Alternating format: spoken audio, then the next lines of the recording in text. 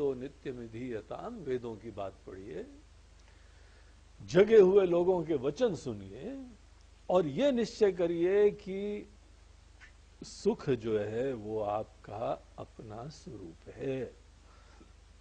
जीवन का ये कितना विचित्र जोक चल रहा है कि आप ही सुख के धाम हैं, और इस अज्ञान के वजह से, इस चीज को नहीं जानने के वजह से बाहर की अनेकों चीजों में हमने सुख की कल्पना करी हुई है।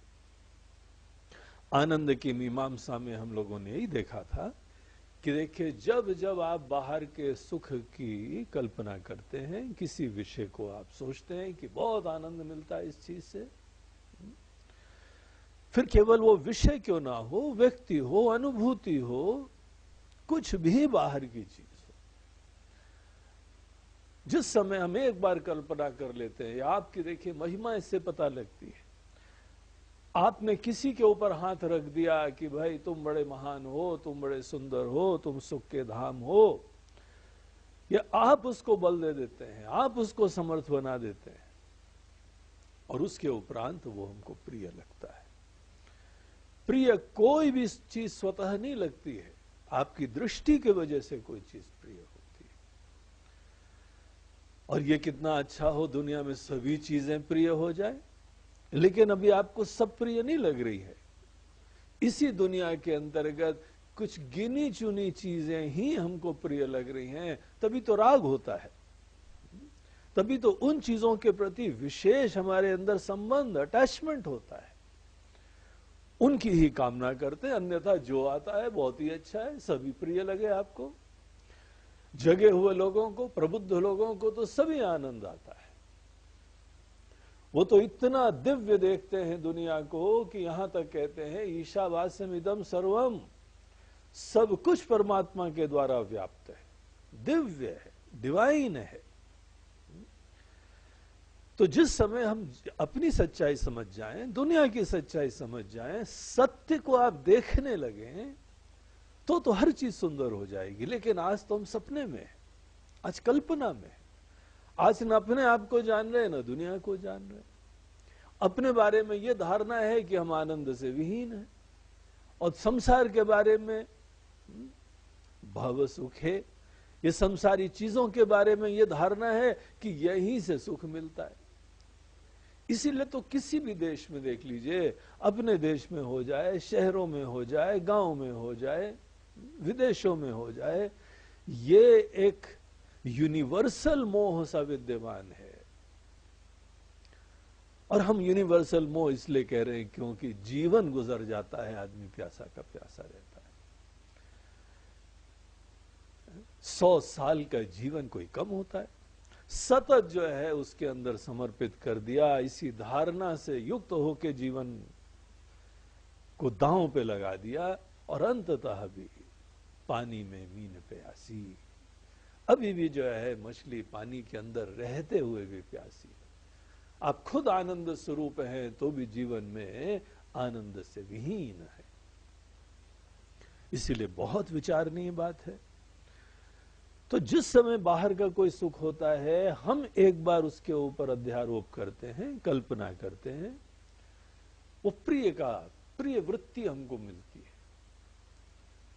जब जो चीज आपको प्रिय हो उसके निकट पहुंच जाए तो मोद वृत्ति, आनंद और बढ़ गया, वृद्धि हो गई आनंद की। और जिस समय आपको वो चीज प्राप्त हो जाती है तो उस समय आपके आनंद का, उस चरम सीमा के आनंद को, क्षणिक जरूर है लेकिन बड़ा प्रफुल्लित कर देता है, धन्य कर देता है। प्रमोद वृत्ति को आप प्राप्त करते हैं। आनंद की अनुभूतियों में प्रमोद वृत्ति सर्वोत्कृष्ट अनुभूति का सूचक होती है। एक्सटेटिक आनंद है, धन्यता मन में विद्यमान है, क्योंकि आपने जो भी चाहा था वो आपको प्राप्त हो गया है। ये हम लोग विचार कर रहे थे, ये जो हमारी अंतस्थिति होती है, जहां पे पहले हमने बाहर चीजों के प्रति कल्पना करी थी, कामना रखी थी, और फिर ये वस्तु हमको प्राप्त हो गई, तो होता क्या है, मन के अंदर से भेद बुद्धि खत्म हो जाती है। एक द्वैत उत्पन्न होता है, सीकर एंड सट का, भोक्ता और भोज्य का, प्यासा और पानी का। हम पहले भेद क्रिएट करते हैं और उसके उपरांत जब भी प्राप्त हो जाता है तो उस समय सब भेद खत्म हो जाता है, द्वैत खत्म हो जाता है। अद्वैत का हम क्षणिक जो है अनुभव करते हैं। अद्वैत का अनुभव अपने आप में होने का अनुभव है, और यही समस्त भोग के, समस्त विषयों के आनंद का रहस्य है कि हम स्वस्वरूप का अनुभव करते हैं, आत्मानंद प्राप्त करते हैं। और क्योंकि हम नहीं जानते हैं ये बात, कहां से आनंद आया है इसका हमको पता नहीं है, इसीलिए हमारी बुद्धि अभी भी उल्टा सोचती है और निश्चय हो जाता है कि देखो ये विषय प्राप्त करा था ना, इसलिए आनंद आ गया, इसीलिए ये विषय के प्रति राग और बढ़ जाता है और आसक्ति बढ़ जाती। और जब जब हमारे अंदर किसी चीज के प्रति आसक्ति बढ़ जाती है तो साथ साथ डर होने लगता है कहीं चला ना जाए, और फिर प्रार्थना होने लगती है, हे भगवान बस कृपा बनाए रखिएगा, बहुत आनंद आ रहा है जीवन में, अब तो आपकी कृपा बनी रहे। और फिर से एक द्वैत क्रिएट कर दिया, फिर भेद क्रिएट कर दिया, और फिर भेद क्रिएट कर दिया तो फिर यहां पे आनंद से विहीन हो गए। तो ये जीवन का खेल चल रहा है। अब हमको इस चीज को यहां पे आचार्य बोलते हैं कि भव सुखे